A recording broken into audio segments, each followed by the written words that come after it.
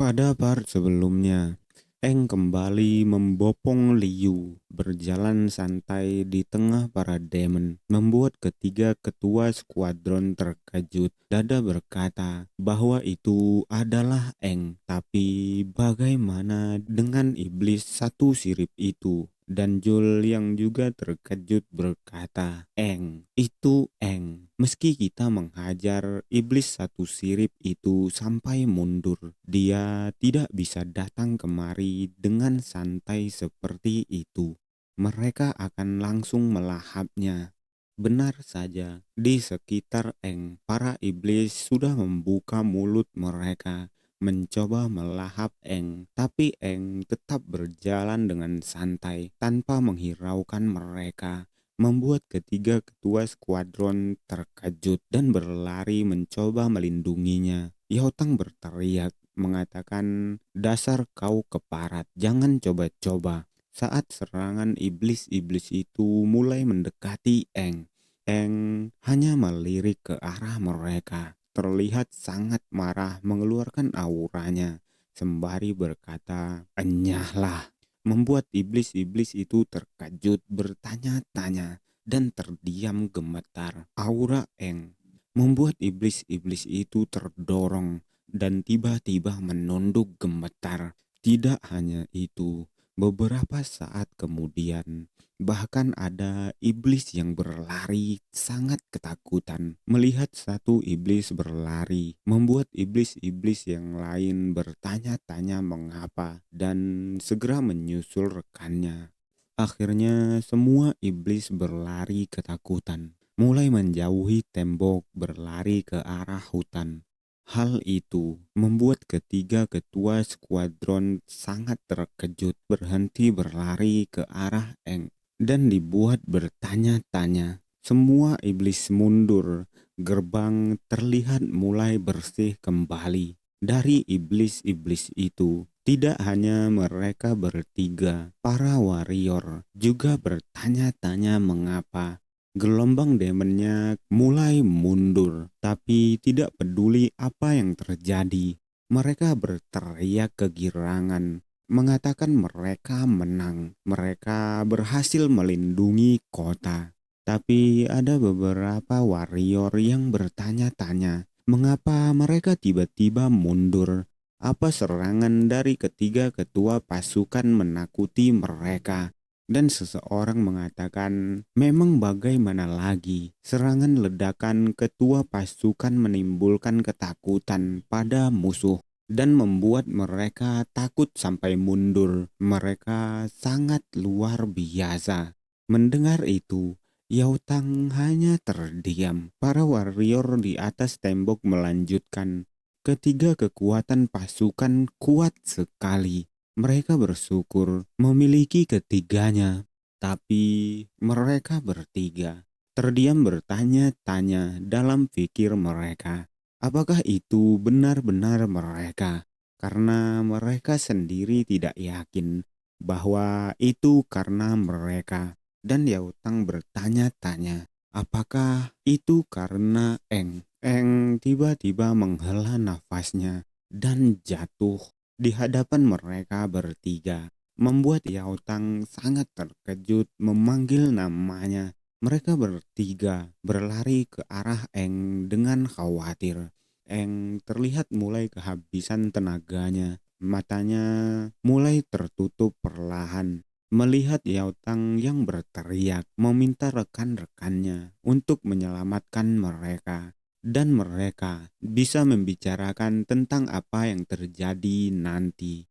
Di dalam Eng, Eng terlihat terkapar di atas tengkorak kepala bertanduk satu. Suara iblis dalam dirinya berkata, kau pasti sangat suka menggunakan kekuatanku. Mendengar suara itu, Eng bertanya, siapa dia? Dan suara itu berkata, kau pernah bertemu denganku setengah abad yang lalu. Kau harusnya masih bisa mengingatku. Mendengar itu, Eng mengingat musuhnya di kehidupan sebelumnya, iblis delapan sirip. Eng adalah satu-satunya manusia yang pernah melihat iblis delapan sirip. Semua manusia hanya mengetahui bahwa hanya ada iblis 7 sirip. Eng berkata, kau salah satu dari 2 iblis 8 sirip yang kulihat. Dia juga bertanya, berapa banyak iblis 8 sirip? Menjawab itu, iblis itu berkata, jangan khawatir tentang itu. Kau akan tahu berapa banyak nanti. Iblis itu duduk di samping Eng sembari menatapnya, lalu mengatakan, aku akan memberi tahu namaku. Aku Crimson Fin King, iblis bersirip 8 terkuat. Kata-katanya membuat Eng sangat terkejut. Lalu iblis itu bergumam mengatakan, faktanya dia tidak takut melihatku. Pantas saja kesadarannya berhasil menolak kehendakku. Dia benar-benar warrior terkuat. Lalu iblis itu berkata, kau tidak perlu khawatir, aku tidak akan menyakitimu sekarang. Mendengar itu, Eng tidak memperdulikannya, dia malah memperdulikan hal lain. Dia bertanya, kenapa iblis itu melihatnya? Dan apa yang terjadi kepada tubuhku? Iblis itu memegang dahinya dan berkata, kau memberi pertanyaan cukup banyak. Tiba-tiba, iblis itu sudah berada di belakang Eng, memegang kepalanya. Iblis itu menjadi 2. Salah satu darinya berkata, pelan-pelan kau akan mempelajari rencanamu. Jadi, jangan terburu-buru. Sedangkan untuk tubuhmu sekarang adalah tubuhku juga, agar kita berdua selamat.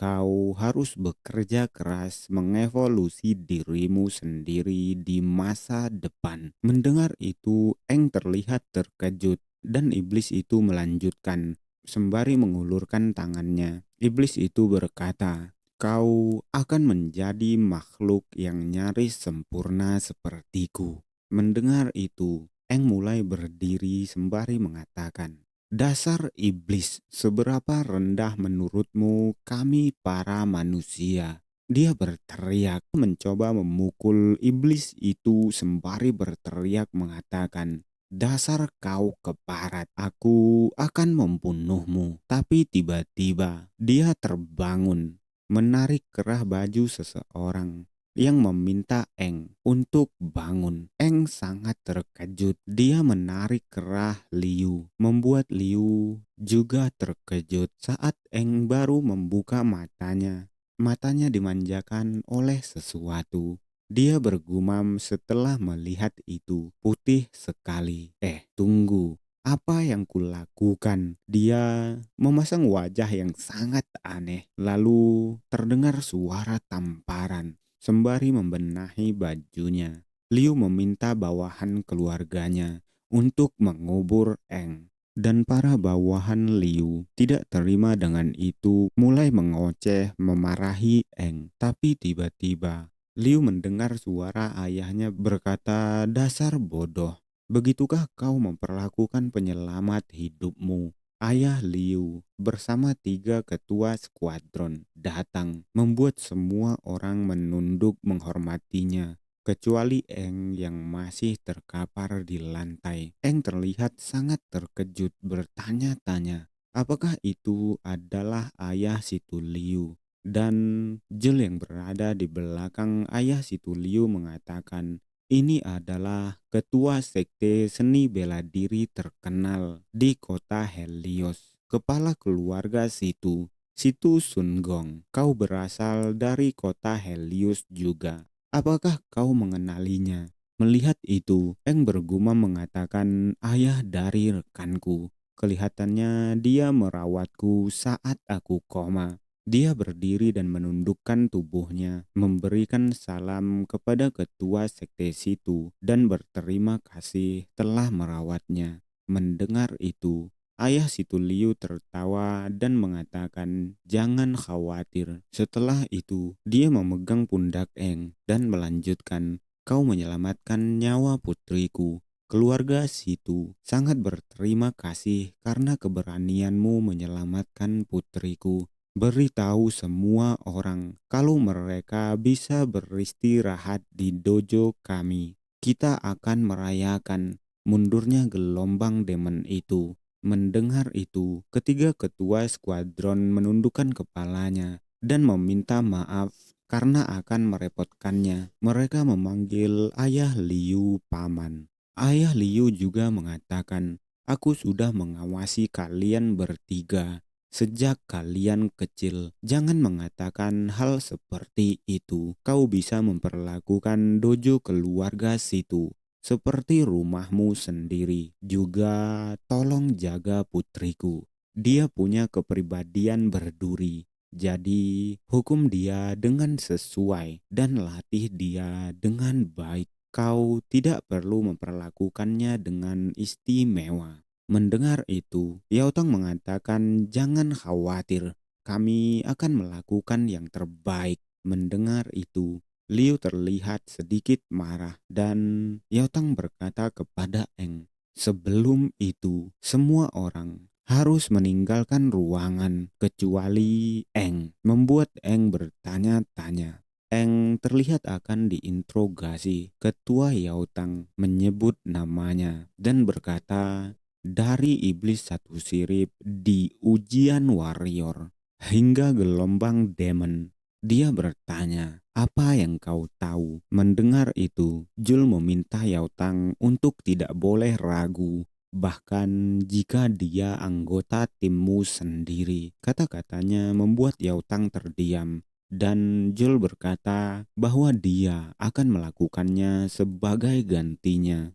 Dia memanggil Eng dan mengatakan dia akan menanyainya. Ketiga ketua skuadron itu mengeluarkan aura intimidasi mereka dan bertanya, "Apakah kau iblis?" Mendengar itu, Eng sangat terkejut bertanya-tanya apa maksudnya. Tapi melihat ketiga ketua skuadron itu sangat serius, Eng bertanya balik, "Aku, Demon?" Lalu sembari memegang kepalanya, Eng tertawa dan bertanya, "Apakah kalian bercanda? Liu dan aku lolos dari cengkraman iblis satu sirip."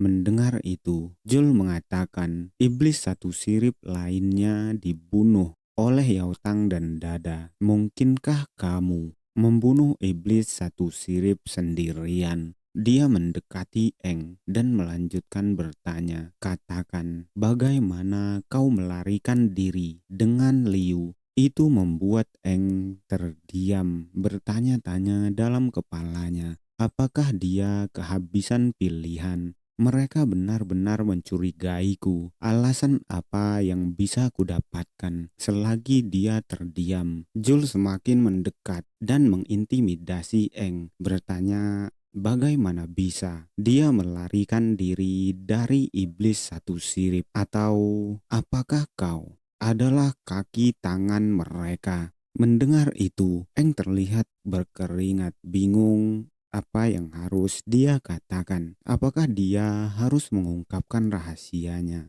Jika dia mengungkapkannya, apa yang akan terjadi? Mereka mungkin membunuhnya, atau mereka tidak akan membiarkan kesempatan ini. Mereka tidak akan mempercayaiku. Meski aku bilang aku manusia, mereka akan memperlakukanku seperti iblis. Lagi pula, tubuhku adalah rumah dari iblis terkuat. Melihat Eng yang hanya diam, Jul mulai mengeluarkan senjatanya dan berkata, "Jika kau tetap diam, aku khawatir harus menggunakan kekerasan." Melihat itu, Eng bertanya-tanya dalam pikirnya, apa yang harus dia lakukan? Apakah dia harus bertarung melawan mereka? Dia mengumpat, "Sialan, aku melawan mereka." Tapi tiba-tiba Dada maju dan menghentikan Jul. Dia berkata, "Hanya demon dengan 4 sirip atau lebih yang bisa berubah menjadi manusia." Eng tidak terlihat seperti iblis 4 sirip. Dan meski ada kemungkinan seperti itu, tidak ada gunanya dia datang ke kota Rengce seperti kota kita. Menyambung itu, Yao Tang mengatakan satu lagi, demon tidak menyelamatkan rekan mereka. Mereka tidak memahami konsep tentang persahabatan. Mereka egois dan kejam, namun Eng mempertaruhkan nyawanya untuk membawa Liu kembali. Aku tidak merasa dia demon. Mendengar itu, Jul mulai tertawa dan menepuk punggung Eng sembari berkata, "Aku tahu itu. Aku cuma mau bercanda." Sedikit menggodanya, "Kenapa kalian begitu serius?" Dia berdiri di samping Eng dan berkata, "Kau dan Liu menipu kematian. Itu pasti sulit bagimu." Menyambung itu, Yao Tang berkata, "Bagaimanapun, Liu memberitahu kami kalau dia pingsan saat melawan iblis satu sirip. Karena itu, dia tidak ingat hal yang lainnya. Setelah itu, Yao Tang mengatakan kau menyelamatkan dia dari cengkraman iblis dan bertanya apa yang sebenarnya terjadi. Dada juga mengatakan, apa kamu benar-benar mengalahkan iblis satu sirip itu? Mendengar itu, mata Eng bergetar lalu bergumam, iya, aku mengalahkannya. Aku berkonsentrasi pada demon yang bersamaku sepanjang waktu hingga lupa kemungkinan lain bisa terjadi juga. Lalu tiba-tiba, sembari mengeluarkan lidah dan mengangkat jempolnya, Eng berkata, "Kau tahu, aku adalah jenius." Hal yang dilakukan Eng itu membuat ketiga ketua skuadron terdiam mematung. Lalu sembari tersipu malu, Eng berpikir bahwa dia berlebihan, lalu berbatuk dan berkata, "Aku bisa langsung menyerap sebagian besar dari energi core dan menggunakannya. Ini memungkinkanku untuk menggunakan kekuatan yang jauh lebih besar dari biasanya. Tapi hanya sementara, itulah senjata rahasiaku." Mendengar itu, Dada mengatakan, "Berdasarkan pada pernyataanmu dalam menyerap sebagian besar energi core." Lalu dia bertanya, "Apakah efeknya mirip kami dalam mengaktifkan energi core kami?" Dan dengan tegas Eng menjawab benar. Lalu berpikir apakah mereka akan mempercayai penjelasan ini. Ketiga ketua skuadron itu terdiam. Lalu Jul tertawa dan berkata, "Jika itu masalahnya, maka kau benar-benar jenius." Dan Yao Tang berkata, "Apa itu berarti kau menggunakan kekuatan ini dalam insiden sebelumnya? Dan saat ini?" Dia lanjut bertanya, "Untuk mengalahkan iblis satu sirip." Menjawab itu, Eng membenarkan. Dan dalam insiden di gua itu, pertama kalinya Eng menemukan kekuatan ini, merasakan tubuhnya menyerap semua energi di dalam core. Jadi, Eng menggunakan kekuatan itu dalam serangan eksplosif. Eng berhasil meledakkan tubuh iblis beberapa saat kemudian. Setelah mengetahui dia lengah, dia juga kehilangan kesadaran. Karena itu awal kebangkitannya. Dan kali ini, Eng menggunakan metode yang sama untuk membunuh iblis yang menangkap Liu. Karena tubuhnya tidak bisa menahan gelombang kekuatan secara tiba-tiba, Eng pingsan setelah menggendong Liu kembali. Mendengar itu, Yao Tang hanya terdiam dan berpikir jika yang dikatakan Eng benar. Itu menjelaskan kenapa dia menemukan potongan kor di dada Eng beberapa kali. Itu disebabkan oleh penyerapan kekuatan di luar batas kor. Apakah itu benar-benar terjadi? Jika itu benar terjadi, maka Eng benar-benar seorang jenius. Lalu Dada mengatakan, "Jika yang kamu katakan benar, kemampuanmu di luar kendalimu saat ini. Metode itu mirip dengan saat kapten kita mengaktifkan core mereka. Kami melakukan banyak latihan saat mengaktifkan energi itu. Kami bisa meminimalisasi beban tubuh karena kami mengendalikan prosesnya. Karenanya kamu tidak seharusnya menggunakan kekuatan ini sebelum mengendalikan sepenuhnya. Itu akan membuatmu dalam bahaya." Yao Tang membenarkan Dada, lalu mengatakan, Dia akan menguji kekuatan Eng. Jika Eng benar-benar jenius, dia ingin mengalaminya sendiri. Yao Tang mengajak Eng untuk pergi ke arena. Saat berada di arena, Eng telah memakai seragamnya dan berpikir, ini ujian. Apakah dia masih meragukanku? Yao Tang menepukkan tangannya ke lantai, membuat lantai itu retak. Lalu dia berkata kepada Eng, meminta Eng untuk maju. Mendengar itu, Eng tersenyum dan mengatakan, tolong jaga aku, ketua regu Ji Yao Tang. Dan sembari melihat Yao Tang, Eng memaki dirinya sendiri, berkata, sialan. Dalam keadaan ini, aku tidak bisa melawannya sama sekali. Meskipun kekuatan mereka aku anggap sebagai fundamental paling dasar dalam kehidupanku sebelumnya, tubuhku saat ini tidak bisa menggunakannya sama sekali. Apa yang harus aku lakukan? Haruskah aku menggunakan kekuatan demonik di dalam diriku? Melihat Eng yang hanya diam, Yao Tang melesat maju dengan cepat sembari berteriak meminta Eng untuk mempersiapkan dirinya. Membuat Eng sangat terkejut. Yao Tang mulai menyerang Eng. Untungnya Eng masih bisa menghindari serangan Yao Tang. Menunduk menghindari serangan Yao Tang.